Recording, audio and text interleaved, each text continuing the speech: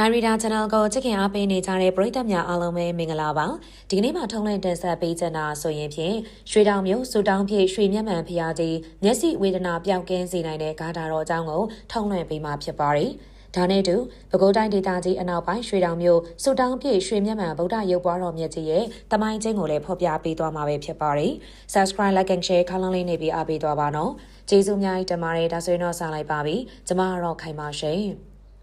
်ပဲခူးတိုင်းဒေသကြီးအနောက်ပိုင်းရွှေတောင်မြို့မှာကင်းဝင့်စံပေတော်မူလျက်ရှိတဲ့တမိုင်းဝင်စူတောင်းပြည့်ရွှေမျက်မှန်ဗုဒ္ဓရုပ်ပွားတော်မြတ်ကြီးဟာပြည်ထောင်စုမြန်မာနိုင်ငံမှာရွှေမျက်မှန်တပ်ဆင်ပူဇော်ထားတဲ့တဆူတီတော်ဗုဒ္ဓရုပ်ပွားတော်မြတ်ကြီးဖြစ်တဲ့အတွက်ထင်ပေါ်ကျော်ကြားလူသိများတဲ့ဘုရားကြီးဖြစ်ပါတယ်။ပြုခင်တော်တရေခက်တရားမင်းဆက်ဆက်တည်ထောင်ခဲ့တဲ့ဒရမောင်မင်းကြီးနဲ့ဗေဒနိုးမိဖုရားနဲ့ဇန္နာဒေဝီမိဖုရားတို့ဟာ BC 900စုတွင်ရွှေတောင်မြို့အနောက်တောင်ရွံ့မှာရှိတဲ့ရွှေနက်တောင်ဈေးတော်မြတ်ကြီးကို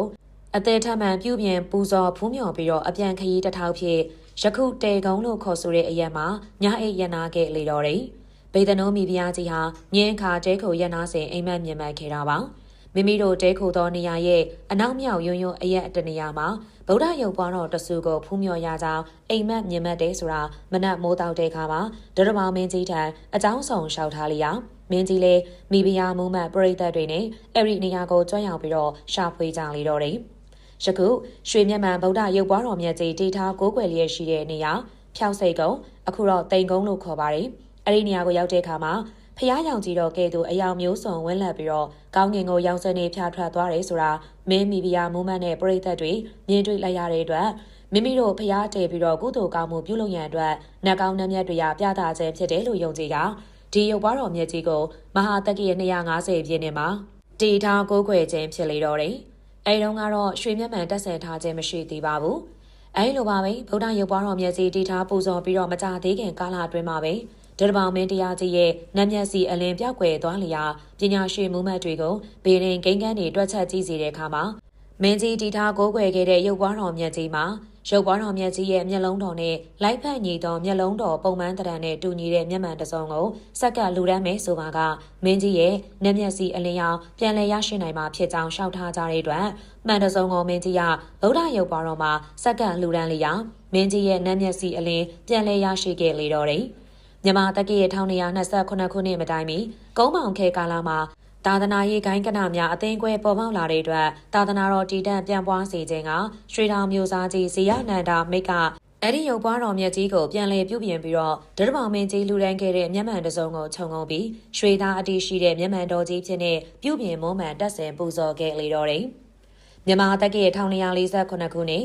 တီဝေါ်မင်းပါတော်မူခြင်းခေတ်ကာလမှာဆိုရင်တော့အခုပြောပြခဲ့တဲ့မျက်မှန်တော်ကြီးအခိုးခံရတဲ့အတွက်ရွှေတောင်မြို့ဝင်တောင်ကြီးဦးမဲကဒုတိယမျက်မှန်တော်ကြီးကိုထပ်မံတက်ဆင်ပူဇော်ခဲ့လေတော့တယ်။ခေတ်ကာလအချိန်နေမကောင်းတဲ့အတွက်အဲဒီဒုတိယမျက်မှန်တော်အခုခံရမှာဆိုတဲ့အတွက်မလို့ဗုဒ္ဓရုပ်ပွားတော်ရဲ့နောက်ကျောဘက်မှာရှိတဲ့ဇီဒီမှာဌာပနာပြီးတော့သိမ်းဆည်းပူဇော်ကိုးကွယ်ခဲ့ကြလေတော့တယ်။တတိယမျက်မှန်တော်ကြီးကိုရွှေတောင်မြို့နယ်ပိုင်းဝင်တာမစ္စတာဟတ်တနိုးနဲ့ဇနီးတို့ကတက်ဆင်လူတန်းပူဇော်ခဲ့လေတော့တယ်။၎င်းနယ်ပိုင်းဝင်တောက်ကလည်း၎င်းရည်စနီးမျက်စိဝေဒနာခံစားနေရတဲ့အတွက်လောကီပညာတတ်ကျွမ်းတဲ့ရွှေမျက်မှန်ကျောင်းမှဘုန်းတော်ကြီးဦးတောင်ပိုထံကိုစီးကပ်ကိုကွယ်ပြီးအကူကြီးတောင်းခံရဘုန်းတော်ကြီးကမြတ်စွာဘုရားထံမျက်မှန်ကပ်လူခြင်းနဲ့မျက်စိဝေဒနာပျောက်ကင်းမှဖြစ်ကြောင်းမိန့်ကြားကူစားစေလေတော့တယ်မစ္စတာဟတ်တနိုးရဲ့ဇနီးလည်းမျက်မှန်တော်အသေးတလက်ကိုအဓိဋ္ဌာန်နဲ့ဗုဒ္ဓရုပ်ပွားတော်မြတ်ကြီးရဲ့လက်တော်ပေါ်မှာတင်လူပြီးတော့မျက်စိယောဂကုသခဲ့ရကနေပျောက်ကင်းသွားတဲ့အတွက်အလေးချိန်6ပိဿာခန့်ရှိတဲ့မျက်မှန်တော်ကြီးကိုပြုလုပ်ပြီးဗုဒ္ဓရုပ်ပွားတော်ထံမှာတက်ဆင်လူတန်းပူဇော်ခဲ့လေတော့တယ်။အထက်ပါနေပိုင်းဝန်တောင်းတဲ့ဇနီးတို့လူတန်းခဲ့တဲ့မျက်မှန်တော်မှာအနှဲငယ်ပြက်စီးယိုယွင်းလာတဲ့အတွက်မြန်မာတက္ကရာ1263ခုနှစ်မှာရွှေတောင်မြို့တရက်တော်လမ်းမှာဒေါ်ဆယ်မီသားစုမှထပ်မံပြုပြင်လူတန်းပူဇော်ခဲ့ပါတယ်။အရီယာနေတဖန်မြန်မာတက္ကရာ1362ခုနှစ်မှာရန်ကုန်မြို့ဦးဝိစာရရွှေလီလန်းနေဦးလာဝင်းလို့ခေါ်တဲ့ဦးရာကျိုးဇနီးဒေါ်ကြည်ကြည်ဝင်းမိသားစုတို့ကရွှေစင်ရွှေပြား39ချက်သားကိုမျက်မှန်တော်ကြီးရဲ့မူလပုံစံတိုင်းရှိစေပြီးအဲ့ဒီမျက်မှန်တော်မှာပဲတက်လူပူဇော်ခဲ့ကြပါတော့တယ်။ဖျားကြီးမှာတက်ဆယ်လှူဒန်းထားတဲ့မျက်မှန်တော်ကြီးကိုမုံမှန်လှူဒန်းလိုပါကကြောင်ပွဲတွေနဲ့ပူဇော်ပြီးတော့လှူဒန်းဆောင်ရွက်ကြရပြီးတော့တယ်။၎င်းပြင်မျက်မှန်တော်ကြီးကိုချွတ်ပြီးတော့ပြုပြင်နိုင်ခြင်းမရှိကြောင်းသိရှိရပေတယ်။အဲဒီလိုကဲ့သို့ဆောင်ရွက်ခဲ့ပါမူအချိန်ခါမဟုတ်လေးပြင်းတိုက်ခြင်းအချိန်ခါမဲ့မိုးတီးထန်စွာရွာသွန်းခြင်းတွေနဲ့လျှက်စီးလက်ကမိုးကြိုးပြခြင်းစတဲ့ထူးခြားတဲ့ခြေနေတွေဖြစ်ပေါ်တတ်ပါတယ်။ ဒီဖျားကြီးမှာရိုသေလေးမြတ်စွာနဲ့ဒိဋ္ဌံစောက်တီကြီးညိုပဲဆိုပါက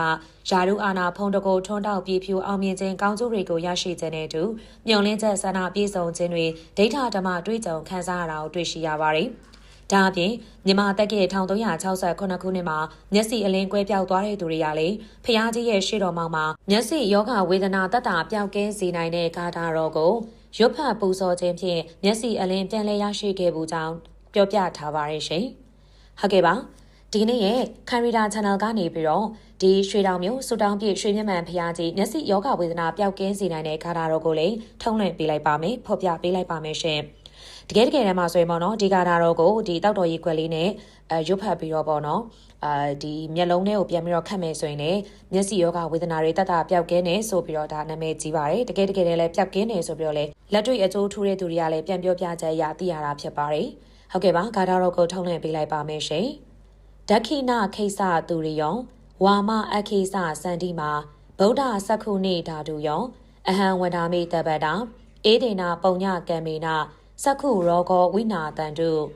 မြမပြန်အ내အဓိပ္ပာယ်နေနဲ့ဆိုရင်လက်ရဘတ်မျက်စိတော်၌နေမင်းသည်တည်၏လက်ဝဲဘတ်မျက်စိတော်၌လည်းလာမင်းသည်တည်၏ဖျားရှင်ကိုရောမြတ်ဤမျက်စိတော်ဓာတ်တော်တို့ကိုတပည့်တော်သည်နေရောညက်မှာအခါခတ်သိမ်းရိုသေမျက်နှိုးစွာရှိခိုးပါ၏ဖျားဤသို့ရှိခိုးရသောကောင်းမှုကံစေတနာကြောင့်မျက်စိ၌ဖြစ်သောယောဂဝေဒနာသည်ကင်းစင်လွင်ပြောက်ပါစေတည်းဟုတ်ကဲ့ပါဒီနေ့ခံရီတာ channel ကနေထုံးလွှင့်ပေးခဲ့တဲ့အကြောင်းအရာကိုကြိုက်တဲ့စိတ်ဝင်စားလိမ့်မယ်လို့မျှော်လင့်မိပါတယ်ရှင်အသေးသေးတော့စိတ်ဝင်စားဖွယ်အကြောင်းအရာတွေနဲ့ပြန်လာခဲ့ပါမယ်ကြိုက်တဲ့ဆိုရင်လည်း like and share subscribe လေးနဲ့အားပေးသွားပါနော်အမြဲတမ်းအဆုံးထိချစ်ခင်ကြည့်ရှုပေးလို့ကျေးဇူးအများကြီးတင်ပါတယ်ရှင်